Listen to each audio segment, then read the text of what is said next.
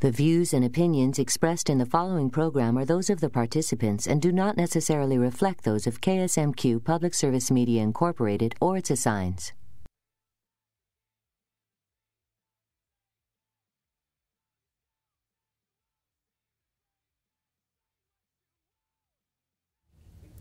Tonight on Health Connections, we're talking about a local resource for families of children with autism.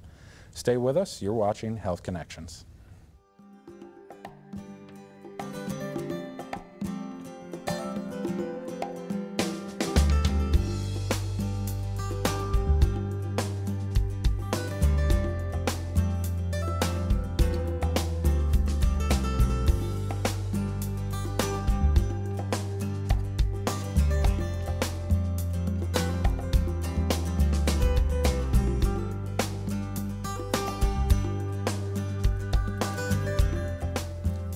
Tonight, we're talking about a local day camp that took place in Austin, Minnesota. With us tonight to tell us about the Circle of Friends Autism Day Camp are Laura Helly, Mary Barinka, Sherry Wilrod, and Carolyn Logterman. Thank you all for joining us tonight. So, Laura, why don't you tell us how this camp got started and go from there. Sure. We're really excited to be here tonight talking about the Circle of Friends Day Camp. How it all got started is in 2008, 2009, the Hormel Historic Home was adding our banquet hall, big expansion project, and the community was responding by raising a lot of money for that project. And we knew that once we had the new building up and running, we'd have more space, and that also because the community had been so generous that we would want to give more back by expanding our educational outreach. So we were brainstorming different ideas of how we, with the space we had and the needs in the community, what we would want to do.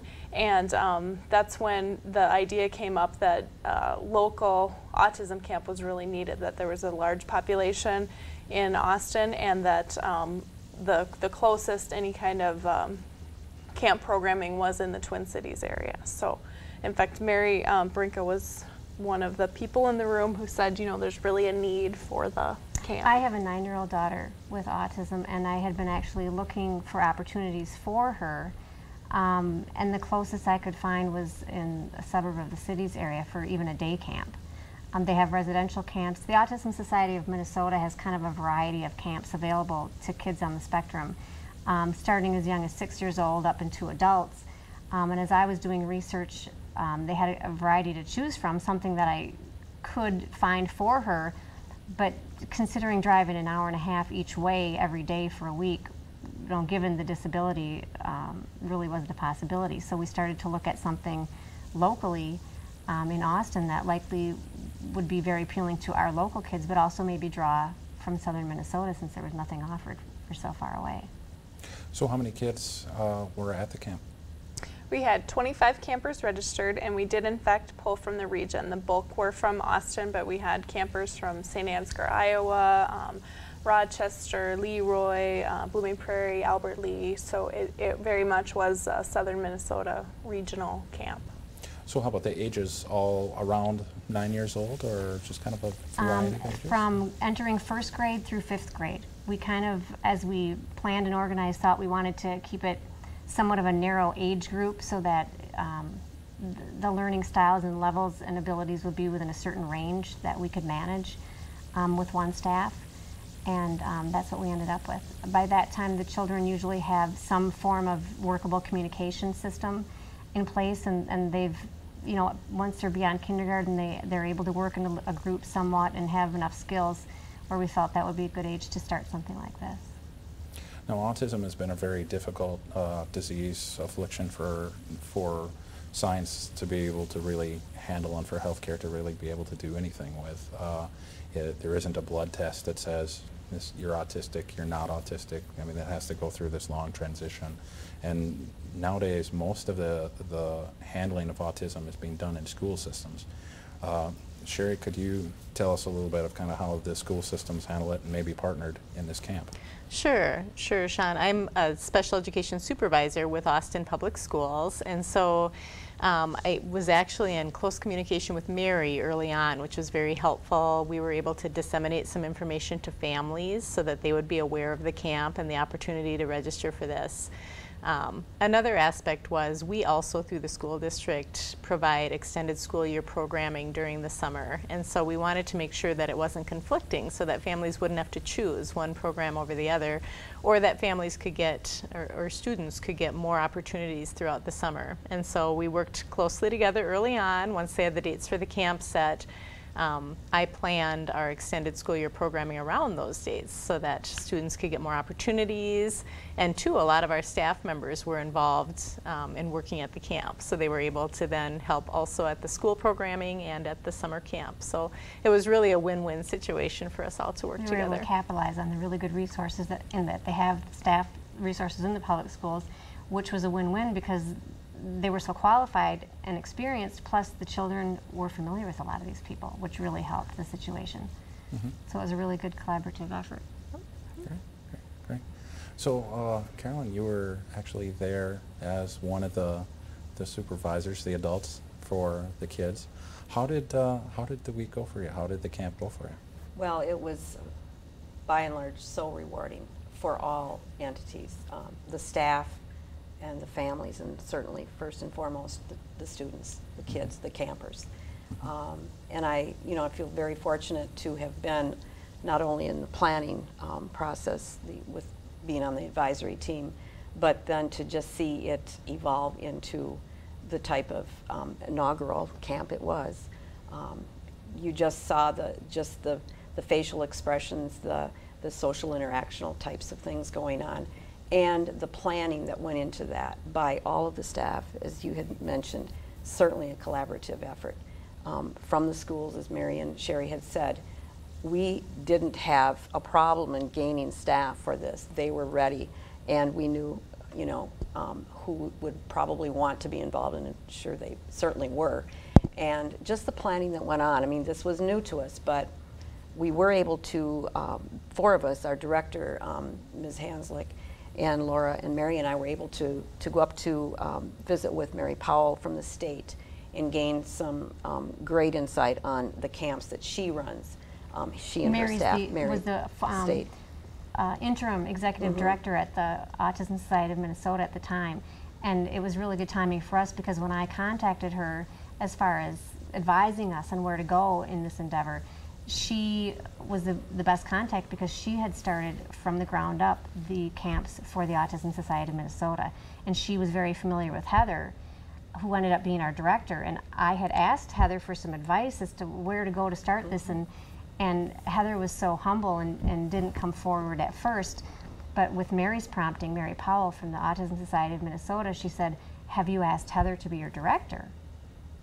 And I said, I hadn't thought of that, but that was the next step. And once we secured Heather as the director, and we had the technical support of the Autism Society of Minnesota secured, that was really when everything took off, planning-wise. So did the Autism Society really have a plan for you they can lay out, and this is how a camp is run? Or did you have to kind of create that? It was a little more informal. They answered a lot of nuts and bolts questions. Like, I called them up and said, I know that our camp staff working with kids needs to pass a background check, but how do you do a background check? I mean, it was stuff as simple and nuts and bolts as that, all the way up to talking about the curriculum, what's the sort of latest, greatest direction to go with the curriculum, how long should the day be, those kind of broader questions. They were a sounding board for us. So what type of information, like we call them a camper packet, but what type of information do we need to gather from the families in order to have all the information we need to put together a good staff and a good curriculum? And they were very willing to lend us that technical support of the paperwork that they used and things like that, which saved us a lot of legwork and reinventing the wheel. I would imagine that the school would come into that as well, since the school has special education projects and programs that they can kind of integrate back and forth. Was that Did the school really have any input into that as well, or was it more? You know, it's kind of a fine line to walk because as a school district we have to maintain confidentiality. Sure. And so we weren't really able to share details about students with the camp personnel. However, the school did help support in terms of lending equipment. For example, there's some specialized sensory motor equipment that the camp needed, and we were able to loan Heather, them for the you summer. could consider Heather kind of a link, I think, to the public schools because she operates as a consultant to the school system and a lot of these families with their students in the public schools. And with her as the director of the camp, she was almost a liaison between what she knows these kids needed at school and what she could bring for them to the camp. So I think Heather was good at carrying that stuff over. She does an It excellent was a great fit. Mm-hmm. It really was. It really was a good fit. It just came together so well. Wow. A lot of hard work and a lot of enthusiastic people. So when you said a lot of hard work, how much time did it take to plan the camp? That is a very good question. I was afraid you were going to ask me that. I would say, well, not counting the many meetings we had as a team, advisory team, and then the staff, there were several Saturdays with the team leaders, staff, and then the co-leaders and the support staff. There were, you know, the preparation had to be done, which had to fit into the logistics too of the events already taking place at the Hormel home. So we were, but with anything, you do that, you do whatever it takes to get it launched and do the best. So, So a few hours. How many people are involved then to set it up? Sounds. I keep hearing names and co people and. The camp staff was 25 adults. And then we also had 3 adults that helped out on a volunteer basis, so as community service.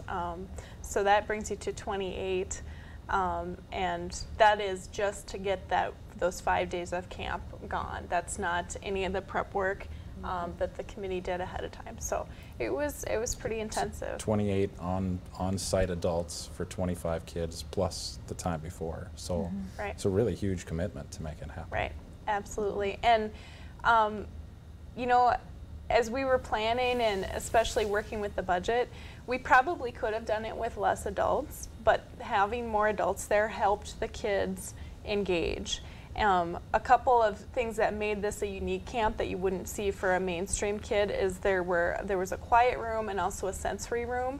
So if the activity or some other factor was distracting to a camper, if they weren't feeling like they could engage in the activity, they were able to go kind of reset.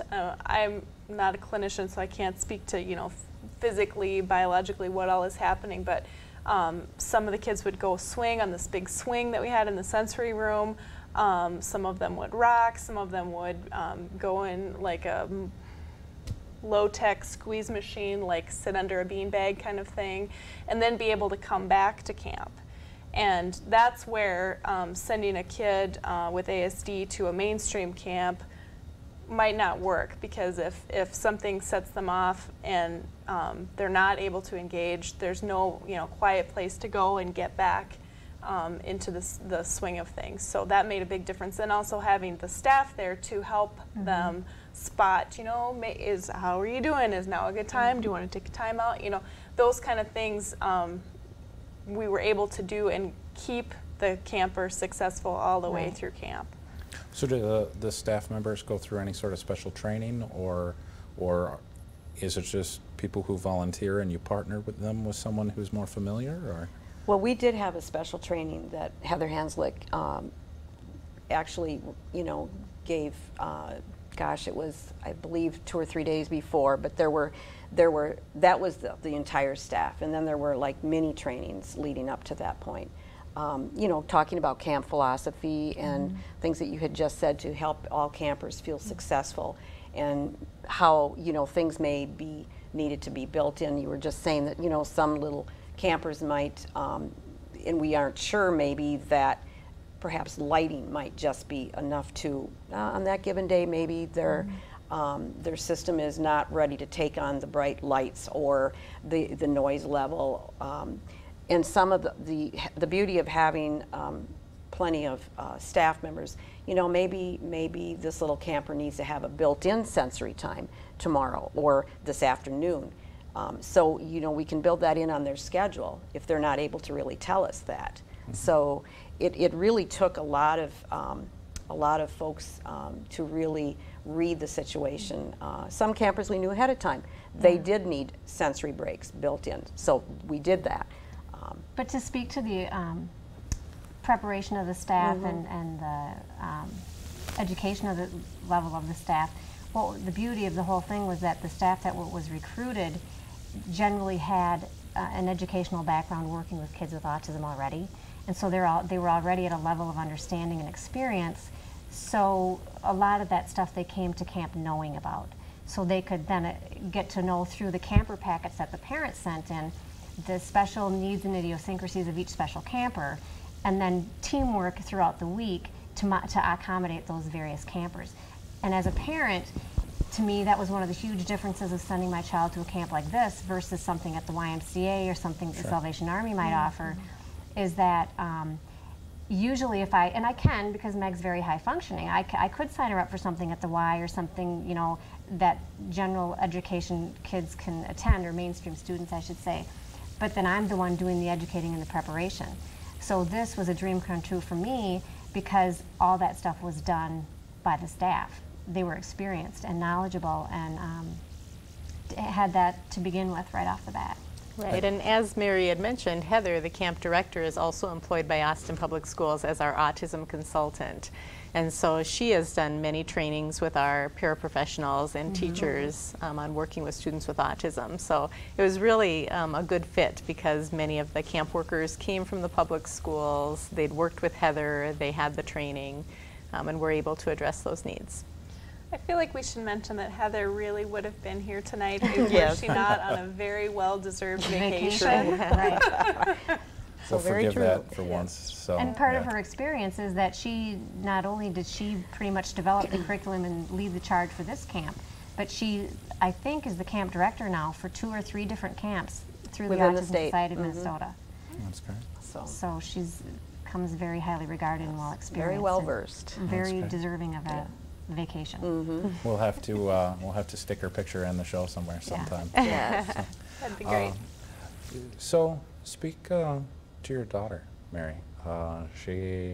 Meg, I think you said? Meg, yep. Meg, yeah, went through the camp. It sounds like, if nothing else, it was a great relief for you because being a parent of 3 small children, mine don't have autism, but I know how much 3 small children can be a terror on the adult to begin with. Actually, 2 of them are teenagers. That's worse than 3 small children. 2 teenagers and 1 with autism. I would venture to guess is a little more difficult, but we can debate that in another show. It's all right. I had a 16-year-old when I was 22. I know that doesn't make sense, but Wow. yeah, that's a different story, different show. But anyway, tell me, how did your daughter do, and how did she come out of the Extremely the well. sessions? Extremely well. Part of the whole camp preparation for the families was giving information ahead of time for the parents and the campers so that they would be familiar with the Hormel home and what it looked like, and a little bit of an example of what their daily schedule might be like. So there was a lot less anxiety, a less of the unknown for Meg, which helps her. She was prepared. She had a visual idea of what to expect. She had a walkthrough of the Hormel home beforehand. She knew it wasn't going to be school. In fact, I had written my own little story for her that this was not school, it was camp. It wasn't going to be hard, it was going to be fun. And so she had that in her anticipation of coming, and she really did enjoy herself. I wished I could have been there to see her enjoying herself, but I did get to see a few pictures, and I got a lot of feedback when I picked her up each day from the staff. And she was very excited to get up and go every morning, and she was looking forward to when camp was, and asked me when camp would be in August. And I said, well, Meg, it's like Christmas. This camp only comes once a year. So, and we're hoping it comes again next year. That was going to be my question. Will it come next year too? I sure hope so. We've written some of our grant requests already for 2011. This is a great opportunity to say we're very grateful that United Way of Moore County, the Hormel Foundation, the Austin Area Foundation, and private donors and fundraisers funded the camp. The cost was about $1,000 per camper, and tuition is $100 per camper. So that means we had to make up that $900 per camper through grants, and we're very happy with the support that we've gotten. So that's definitely giving back to the community. That is. Camps I would look at to send Meg to outside the cities would be in the $500 to $600 range for something that she experienced here for $100. For your expense. Yeah, Right. oh yeah, out of Versus my the- pocket. Right, Yeah. and even at $100, we did have about 20% of our campers were on scholarship. That even that camp tuition was going to be a hardship for the family, and those are absolutely the kids that need to be there. They need to have the extra time and attention from staff. They need to practice those social skills and so forth. So we were really happy to be able to provide that. Raising a child with autism is very expensive. If you want to keep them engaged, like we had talked earlier about keeping them engaged, providing them enriching opportunities with the structure and the educated, experienced people that need to be working with them. And so that was a huge opportunity for us to have something this quality for kids at such an affordable price. But even at that $100, it's still, with times the way they are, it's still tough for some people. So one of our questions from Twitter actually talks to the integration. Can lessons learned from a camp like this be integrated in the daily school practices as these kids go through normal school systems? And now obviously one of the big barriers immediately is going to be at $1,000 per child per week for a camp. That's going to be a huge ticket when it comes to migrating that to a school system for an entire year. But is there anything maybe that could come out of this camp that can be integrated that could be low cost or something of that nature? Well, Sherry, you could maybe speak to this, but I just want to say we were really guided by something Temple Grandin said when she came to Austin in July. She talked about how, especially at that younger elementary age, a student or camper with ASD needs to be exposed to different things, but not surprised. So it's not like Monday morning they wake up and their parent says, surprise, we're dumping you off at a new place you've never seen, you're going to be there all week. But it's all this, like Mary was talking about, all the preparation and support and visuals ahead of time, so they know what the camp experience is going to be. They have some preview, so to speak, but yet they're in that new and different environment. And so then when they go to middle school, let's say, you know, they're familiar with their elementary school, they've walked those halls, now it's time to go to middle school. Well, now they've built a skill that they've done that new experience, they've been through that challenge, and they can bring those same skills, ideas, coping techniques into the next time that they have to expand their world a little bit. And if you're able to keep the challenges at an appropriate level of challenge, but yet support them as you go, then they can continue to learn and grow instead of sort of getting stuck in, I just do what I do, what I do, what I do. And you know, you're right. Integration and mainstreaming into the general education setting is really always our focus in the school setting. We want to get those kids interacting with their non-disabled peers as much as possible. So oftentimes at school we'll be practicing the skill maybe in a special ed setting, and then we'll try to generalize it either onto the playground or into the cafeteria or into the general education classroom. But what's so great about this camp is it gives them another opportunity to practice those skills in a non-school environment. You know, at school we can only control the school environments. We don't have a lot of opportunities to impact what happens outside of school. So it's nice to know that what we've been working on at school, which is a lot of the same things that also were worked on at camp, can also be practiced in that other environment as well. And again, to piggyback on Temple Grandin's methodologies, we tailored the curriculum somewhat of our camp based on her experience, that grouping kids according to their interests and their abilities, because they do have stronger abilities in some areas than others when you have autism. It's very common. And if you can group these kids where they're motivated and where their strengths lie, they're going to be more inclined to be more social and come more into our world.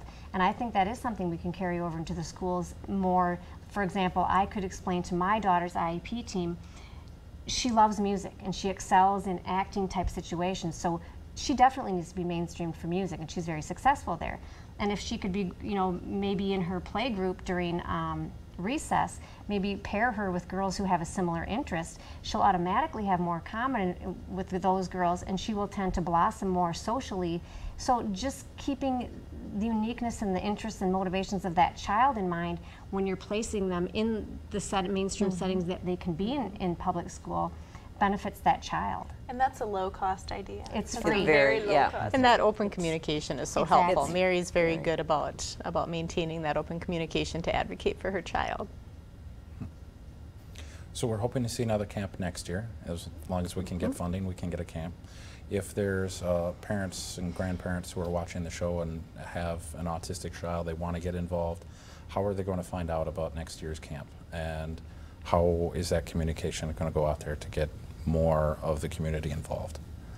The best thing to do right now is to go to the Hormel Historic Home website, which is hormelhistorichome.org, O-R-G, and send an email to me. If you just go to the Contact Us area and hit email, it'll go right to my desk, and let me know that you're interested in information. I'll make sure you're on the mailing list when registration goes out. That will be in the spring. But we did do all the registration online through our website, and then it does get promoted regionally through the school systems. So that's probably the best way, is to keep in contact with your, I forget, with is it a social worker? Does everybody have a social worker? Caseworker. Caseworker. In the public Thank school. you. Well, some have a social worker as well, but Case manager. Case Yeah. manager. Case manager, Yeah. yes. Yeah, I kept hearing that. So your case manager will get the details in the spring about the scheduling in the summer and so forth, and that's the best way to stay in the loop. Okay. And what if someone's interested in donating to the funds? Also, same website, same conversation? Absolutely. And you don't have to wait till the spring for that. You can donate anytime. Not at all. And the Hormel Historic Home is a completely independent entity of all other things, correct? It's Yes, yeah, thank you. Yep, Yeah. we're a nonprofit, and we like to highlight that we're an independent nonprofit, and so we do all of our fundraising privately. And so, you know, we're able to, with our new banquet hall, we're able to just keep the lights on, keep the staff going, and then that gives us the opportunity to do more programming like this in the community and really offer more services and give back. So. well, very good. Well, ladies, I'd like to thank you very much for putting together a program like this. It's been a great discussion, and I hope that we can definitely see the camp again next year. So great. Thank you. Thank you. Thank you. For your support. Well, all of you, thank you for watching tonight. This has been Sean Riley with Health Connections.